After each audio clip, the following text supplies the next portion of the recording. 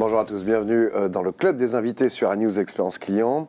Comment l'externalisation est source de transformation dans cet univers justement de l'expérience client collaborateur.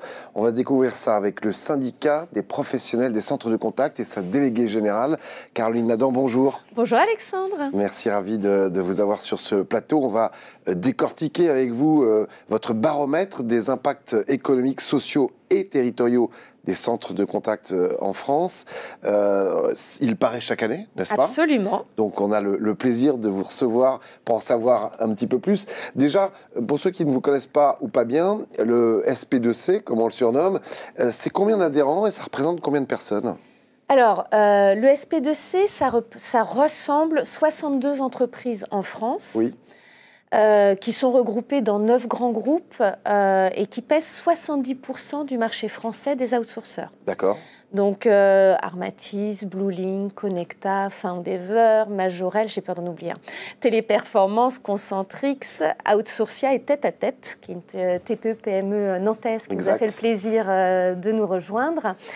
Alors, certes, c'est 62 adhérents qui adhèrent, mais on se doit de représenter l'ensemble des outsourceurs en France. Et ça couvre à ce moment-là 55 000 emplois en France. Dans tous les... C'est un gros secteur. C'est un très gros secteur. Ouais. C'est un très gros secteur au sein d'une filière qui pèse par contre 290 000 emplois, ce qui veut dire plus que l'aéronautique en France. C'est ça. Voilà, en termes de relations. Ouais, ça, on est à un bout de la chaîne, mais c'est important de le souligner. Alors, c'est une étude que vous menez avec EY, qui est menée sur combien de temps et auprès de combien d'entreprises finalement? Alors, on commence grosso modo mi-janvier. Ouais. Pour la partie quantitative, on s'arrête sur la collecte, l'analyse des données début avril. Ensuite, on gère la partie quali avant la publication. En termes d'entreprise, alors ça s'adresse essentiellement aux adhérents du SP2C, mais on invite, j'ai envie de dire, le middle market à répondre, puisqu'on fait un classement des outsourceurs en France pour le marché français. Et nous, ça nous permet, plus on est nombreux, plus on pèse effectivement dans les échanges, notamment avec les politiques en France, pour démontrer effectivement notre importance. Vaste programme. Absolument. Alors, ce marché français, on en est où aujourd'hui, en 2024 ? On est en 2025, on fait une analyse un petit peu sur quelques mois précédents. Est-ce qu'il progresse et sur quel rythme ? Alors, il progresse toujours, il est toujours en croissance. On est en moyenne depuis, je dirais, 5 ans sur une croissance moyenne de 5%. Maintenant, sur 2024, vu le contexte économique et politique, on a une croissance qui a un peu stagné, qui est aux alentours de 2,5%, malgré tout en croissance. Mais on voit quand même un petit décrochage par rapport aux années précédentes. Mais c'est plutôt conjoncturel que structurel. Alors, avant de parler du marché français, du marché offshore, c'est de savoir avec vous l'intérêt pour une entreprise de faire appel à un outsourcer. C'est quoi ? Alors, l'intérêt, c'est de faire appel à des experts de la relation client et de se concentrer soi-même sur son produit, sur le service qu'on veut rendre. Là, quand on fait appel à un outsourceur, on s'adresse à un expert de l'interaction. Et de l'interaction par mail, par SMS, par téléphone, par courrier, par réseaux sociaux. Qui a en plus l'habitude de faire la prestation pour plusieurs secteurs d'activité, donc qui peut se nourrir des meilleurs et vous proposer les meilleures solutions. C'est aussi de plus en plus des intégrateurs de solutions, d'expertise, notamment l'IAG. Je pense qu'on est un des secteurs les plus en avance sur le sujet, sur l'intelligence artificielle, puisqu'on a plein de tests qui ont déjà donné des résultats ou pas, donc on est en capacité de conseiller. Et puis, je crois aussi en matière de recrutement et de formation, en termes de dialogue social, on est plutôt à la pointe et ça permet effectivement peut-être à certains clients d'éviter d'avoir à gérer ça. Est-ce que ça veut dire que les outsourceurs, ils ont aussi des moyens et du personnel qui est plus qualifié que ce qu'on pourrait trouver en interne? Oui. Alors, on aurait les moyens de développer aussi. Absolument. L'interne ne serait peut-être pas d'accord, mais nous, nos conseillers clients, ils ont 100 heures de formation quand même par an, au départ. Ils sont formés sur le discours, ils sont formés sur le produit ou sur les produits. Ils sont formés sur la nouvelle technologie et toutes les entreprises n'ont pas les moyens de faire ces 3 types de formations chaque année. Et nous, c'est très processé, en fait. Bien sûr. Donc, oui, je crois que pour le coup, on est plutôt une valeur ajoutée. Alors, on va parler de ce marché français par rapport à celui de l'offshore. Est-ce que l'offshore gagne des parts de marché ? Oui, c'est une réalité. Ça s'explique notamment par le coût du travail en France, hein, soyons clairs. Aujourd'hui, malgré tout, la France, en termes de sites de production, de chiffre d'affaires, c'est 45% du marché français. D'accord. D'accord. Ceux qui gagnent du terrain, en tout cas l'année dernière, c'est ce qu'on appelle l'offshore 2 et 3. Alors, je vais traduire. L'offshore 2, c'est plutôt les destinations comme Madagascar ou l'île Maurice. Très prisé, Très prisé. Et à l'offshore 3, c'est plutôt l'Afrique subsaharienne. D'accord. Parce qu'on a une excellente maîtrise du français, notamment en Afrique subsaharienne. Par exemple, bien meilleure à l'écrit qu'en métropole. Paraît-il. Oui. On le constate quand on fait des dictées comparatives en matière de relations clients. Et puis, c'est plus facile pour le recrutement. Bien sûr. Donc, il n'y a que des avantages, malheureusement pour la France. Mais on reste quand même central avec nos 45%. En termes de relations clients externalisées, on imagine que parmi les secteurs qui sont le plus investis, en quelque sorte, c'est peut-être les télécoms qui restent très importants. Oui, mais ça se stabilise quand même. D'accord. On avait, moi je dirais, il y a 7 ans, quand je suis arrivée au SP2C, les télécoms, c'était plus de 35% des parts de marché d'externalisation. Et aujourd'hui ? Et aujourd'hui, on en est à 25%. Ah oui, d'accord. Donc il y a d'autres secteurs qui se sont démarqués, finalement. Absolument. On a les télécoms et l'énergie qui, de plus en plus, sont en tête, mais malgré tout.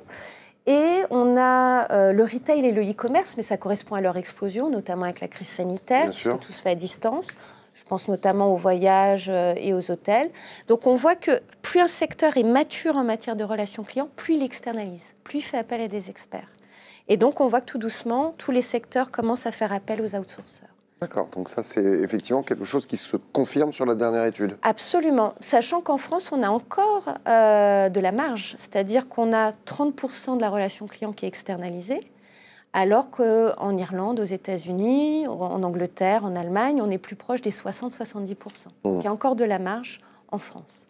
Alors, toucher ses clients, enfin rester en contact avec ses clients, ça se fait par différents canaux, bien évidemment. Internet, le téléphone, les réseaux sociaux, les SMS, le courrier papier un peu moins maintenant. Si on fait justement un zoom sur ces canaux, est-ce que le téléphone reste le canal privilégié ? Parce que quelque part, toujours ce contact humain et qu'on aime tous. En tout cas, moi, je le privilégie. Est-ce que c'est toujours le cas ? Et quels sont les canaux qui gagnent un peu de terrain ? Alors, le téléphone, sans surprise, reste à 70-75%. Des interactions, effectivement, se font par téléphone parce qu'effectivement, les Français ont envie de ce contact humain. C'est très typique de notre pays. Absolument. C'est une caractéristique, plus exactement. C'est une caractéristique qui a besoin de cette réassurance d'avoir un humain. C'est pas forcément le cas dans d'autres pays européens ? Exactement. Maintenant, on voit, à titre d'exemple, on voit une grande croissance de ce qu'on appelle le web callback. Le web callback, c'est je demande un devis par Internet ou un comparateur d'assurance, de voyage, et derrière, je demande à être appelé. Comme quoi, on est quand même attaché au téléphone. Bien sûr. On voit une croissance considérable l'année dernière. Ce qu'on n'a pas évalué en 2024, mais qu'on voit persister de plus en plus et qui va se développer, et on va l'étudier cette année, c'est la montée de WhatsApp, qui semble être le bon compromis entre le téléphone et le mail. Surtout pour la nouvelle génération. Ils attendent la même relation personnalisée, mais sur WhatsApp plutôt que par téléphone. Donc avec un être humain, là ? Absolument. Ah oui, absolument. Ok, c'est drôle. Moi, WhatsApp, je vois pas de... J'aimerais pas trop avoir personnellement de démarchage commercial. Alors, c'est pas forcément du démarchage.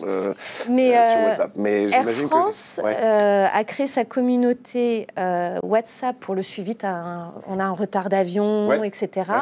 WhatsApp est plus sollicité que le téléphone, etc. Super.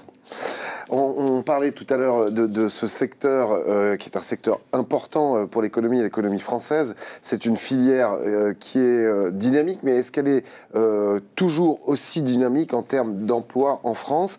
Et finalement, dans quelle région elle est profitable ? Alors, en termes d'emploi, on voit plutôt une stabilité des effectifs. Alors, pour le SP2C, pour que les membres du SP2C, on est entre 30 et 32 000 emplois. Mais si je prends tous les outsourceurs, c'est 55 000. D'accord ? Et on a 3 régions, effectivement, qui étaient anciennement désindustrialisées. Qu'on voit à l'écran, effectivement, sur cette carte, c'est important, en rouge foncé, c'est la région la plus active à ce niveau-là. Les Hauts-de-France. C'est les Hauts-de-France. C'est les Hauts-de-France et je crois que c'est vraiment lié aussi à la culture des Hauts-de-France. On est extrêmement bien accueillis par la région, par le président de région Xavier Bertrand, qui met tout en œuvre, qui a tout de suite compris l'importance de ces emplois, qui sont plutôt des emplois à destination... Enfin non, il n'y a pas de destination, qui s'adresse à tout le monde et d'avenir. Donc en région Hauts-de-France, la Nouvelle-Aquitaine a pris de plus en plus de place. Je pense que c'est beaucoup lié aux assureurs. Et le Grand Est. D'accord. Le Grand Est a beaucoup de plus-value. Et ensuite, effectivement, on est... Donc on peut souligner le fait que ces centres de contact externalisés jouent un rôle finalement crucial dans le développement économique de ces régions, donc locales.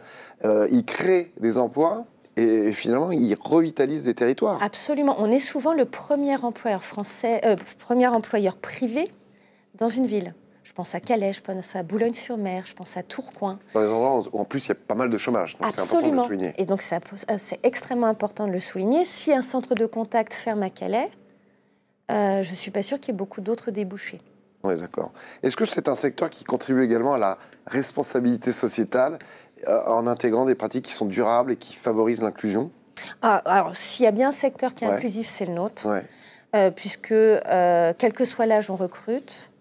On a 18% de nos recrutements s'adressent à des seniors. La question ne se pose même pas chez nous. Tout type de diplôme. 78% effectivement des collaborateurs qu'on recrute chaque année ont au moins le bac. Ça veut bien dire qu'un tiers ont en deçà du bac et un tiers au-delà de bac plus 2. D'accord. Donc vraiment, quel que soit le diplôme, parce que nous, on forme. C'est ça, il y a beaucoup de formations. Oui. Alors, on est non seulement inclusif, et contrairement aux idées reçues, c'est une majorité de CDI, de temps plein, c'est pas un job étudiant. Et surtout, on est vraiment vecteur d'ascenseur social. Soit en interne, puisqu'on a aux alentours de 24-25% effectivement de nos collaborateurs qui progressent chaque année, qui bénéficient d'une mobilité sociale, mais aussi en externe. C'est-à-dire qu'après 2 ans chez nous, c'est plus de 250 emplois différents qui s'offrent à nous. D'accord. Donc, on est une bonne école d'intégration ou de mobilité sociale. Donc, il y a du CDI. Est-ce qu'il y a également du CDD? Est-ce qu'il y a de l'intérim? Est-ce qu'il y a aussi pour les jeunes, les étudiants, du job comme ça, pas permanent, justement, alors, temporaire? Très peu, finalement. Très peu. On voit des modèles qui se développent, alors qui ne sont pas membres du SP2C parce que ce n'est pas tout à fait le même modèle économique avec des indépendants. Oui. Effectivement, on a la structure de base en physique, mais ce sont des indépendants. Et là, j'imagine qu'ils font plus appel à des gens qui sont disponibles à temps partiel ou à des moments différents. Mais finalement, la règle chez nous, c'est plutôt 75% de CDI et 99% de temps complet. Alors justement, pour ces conseillers essentiellement en CDI, est-ce qu'on peut dire que chaque année sont, on parlait de formation il y a quelques instants, de mieux en mieux formés et aussi écoutés par leur direction quant à leurs besoins? On voyait les chiffres du télétravail, entre autres, même s'ils ont baissé, hein, bien évidemment, depuis le Covid. Enfin, ça reste quand même très présent, je crois. C'est 33% aujourd'hui d'heures travaillées sont effectuées en télétravail. Est-ce qu'ils sont mieux formés, mieux écoutés quant à leurs besoins, sachant qu'avec l'IA, ils ont besoin de progresser, d'être plus performants pour répondre lorsqu'ils sont en contact direct avec le client? Alors, ma conviction, c'est que oui, mais on veut toujours faire mieux et toujours plus. Ce que je peux souligner, c'est que souvent, les employeurs français, chez les outsourceurs, contrairement à l'image peut-être qu'ils véhiculent, sont souvent good place to work, great place to work. Ils ont souvent effectivement ces labels où on se sent bien. Pourquoi? Parce que c'est des emplois de proximité et de relationnel. Sur différents canaux. On ne fait pas des réseaux sociaux dans toutes les entreprises, donc ça intéresse certaines personnes. On peut être amené à travailler dans la mode si on est un passionné de mode, de nouvelles technologies, support informatique. Donc c'est vrai que quel que soit le secteur d'activité, en général, on trouve des choses intéressantes. Et puis il y a une complexification du métier qui fait, nous, de toute façon, on n'a pas le choix que de former, concrètement. Mais pour les personnes, il y a peu de chances qu'elles s'ennuient. En termes d'agilité, encore une fois, sur les nouvelles technologies, sur le secteur d'activité, j'ai plus envie de faire d'assurance, j'ai envie de faire de la banque, on l'accompagne. Ou j'ai envie de faire de l'énergie, par exemple. Donc oui, on les écoute. Il faut quand même savoir que les membres du SP2C ont contribué à créer le premier label RSE en 2005. Oui, d'accord. On n'a pas attendu effectivement que ce soit la mode depuis 2-3 ans. Et principalement sur des indicateurs sociaux. C'est quelque chose qui est très suivi. Pourquoi? Parce que 80% de notre valeur ajoutée, c'est notre masse salariale. Bien sûr. Donc économiquement, de toute façon, on se doit d'être très vigilant effectivement à notre dialogue social et aux salariés effectivement qui font l'entreprise. Ces salariés peuvent monter dans l'échelle des jobs en interne d'une entreprise? Je crois que c'est un des secteurs où la mobilité sociale est la plus importante. D'accord. Je cite souvent l'exemple parce que j'aime beaucoup de gens qui ont commencé conseillers clients et qui sont venus directeurs de pays ou directeurs de l'expérience client. Je pense notamment à la Massif, où c'est le cas. Son directeur de l'expérience client actuellement était conseiller client. Ouais. 80% des managers dans notre secteur sont issus des opérations. D'accord. Mais peut-être qu'ils n'ont pas envie de continuer dans la relation client. Il y en a beaucoup qui se forment à la RH, puisque je disais les ressources humaines, c'est extrêmement important, à la qualité, à la formation. Donc effectivement, on a aussi tous ces parties transverses qui est extrêmement importante. Et puis avec l'arrivée des nouvelles technologies et le développement de l'intelligence artificielle, on n'y coupe pas, et il y a des nouveaux métiers qui sont apparus. Ah bah oui. Ah bah oui, alors comme les réseaux sociaux avaient créé les modérateurs, les community managers... Les influenceurs. Les influenceurs. Oui, alors pas chez nous, mais quoique, est-ce qu'un community manager... Je ne sais pas, c'est une question à se poser. Ce qui va devenir crucial, c'est la data, on le sait.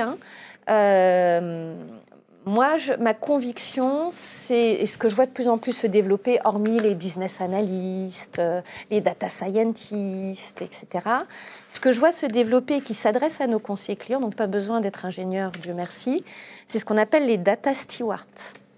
Alors, très exactement, parce que le steward, je vois bien ce que c'est dans l'avion. Mais... Les gestionnaires de bases de données, ça a l'air vieux quand on dit ça, on se dit, oh là là, ça date de Access, les vieux logiciels, mais aujourd'hui, la donnée, c'est clé. C'est la richesse, si on veut utiliser l'IA, on a besoin de données. L'or noir, bien sûr. Absolument. Et donc, pour vérifier effectivement que ces données sont à jour, correspondent au process, il faut faire le tour de la qualité de tous les conseillers clients, de tous les process, du client, de la marque, du produit, etc. Il va nous falloir effectivement des gestionnaires de bases de données. Et pour ça, qui de mieux que nos conseillers clients qui les utilisent tous les jours? Donc ça, c'est un des exemples. Après, on a effectivement tout ce qui est rédacteur de prompt. On avait avant, avec le lancement des chats, des coachs the bot. Nos conseillers clients coachaient les robots pour répondre sur les chats de mieux en mieux. Aujourd'hui, ça s'inverse un peu. C'est les bots qui coachent nos conseillers clients en matière de formation. D'accord. Parce qu'ils ont été suffisamment bien alimentés. Voilà, en termes de process interne, ils sont capables de voir quels ont été ceux qui ont été respectés ou pas. Donc voilà, donc on voit effectivement ce type de nouveaux métiers et ce type de nouveaux process. Avant de se quitter, Caroline Adam, c'est quoi les enjeux à court terme, demain, justement, pour les centres de contact? C'est quoi votre gros challenge à venir? Alors, cette année, c'est un challenge législatif. Parce que ça aussi, c'est votre combat au quotidien. En tant que syndicat, oui. C'est un vrai sujet. Et vous, en tant que délégué général qui allait au front. Absolument. Absolument. C'est aussi pour ça que je fais ce baromètre. C'est que ça me permet de défendre nos emplois, notre poids économique, notre poids territorial. Donc, on a un sujet principal cette année, c'est la liberté de commerce par téléphone. C'est ce que le grand public appelle le démarchage téléphonique. Il y a une révolution qui est en train de se faire, qui va interdire le fait de faire de la prospection à froid, c'est-à-dire d'appeler quelqu'un avec qui je n'ai jamais eu de relation. Ceci, ça me semble plutôt correct. Par contre, il faut défendre la possibilité d'appeler son propre client. Ça me semble essentiel et c'est plus ou moins remis en question. D'accord. Il y a des interdictions sectorielles. Pour certains secteurs, il y a des interdictions de prospecter par mail, par téléphone, par courrier et par réseaux sociaux. Moi, je suis bien curieuse pour ces secteurs d'activité. Je suis vraiment curieuse de savoir comment elles vont faire pour se développer. Voilà. Donc, il faut sortir un petit peu de ces idées préconçues. Donc, il y a le démarchage commercial, il y a le coût du travail. Je pense qu'on entend beaucoup les chefs d'entreprise, des grands patrons prendre la parole depuis le mois de janvier. Je pense à Michelin notamment, Total Énergie, EDF également, qui disent que là, on arrive à un stade un peu critique en matière de coût du travail en France, si on veut rester compétitif. C'est d'autant plus vrai dans les services où les marges sont très faibles et où la masse salariale est très importante en termes de poids sur la valeur ajoutée. Et puis après, on a les transformations. L'IA, il faut avoir les moyens d'investir dans l'intelligence artificielle, la formation.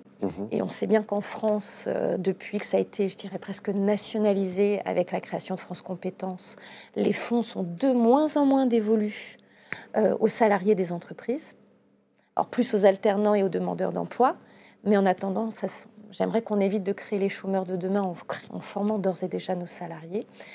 Et puis la mondialisation, effectivement. Est-ce qu'il vaut mieux être gros pour pouvoir adresser un grand compte en ayant tous les pays possibles, ou est-ce qu'il faut être effectivement plutôt sur son marché en middle market, sur la pointure, etc. Là, je pense que tout le monde aura un positionnement différent en termes de modèle économique. Merci beaucoup, Caroline Adam. Merci. Merci à vous de nous avoir suivis. On se retrouve très prochainement sur News Experience Client. En attendant, prenez soin de vous. Ciao.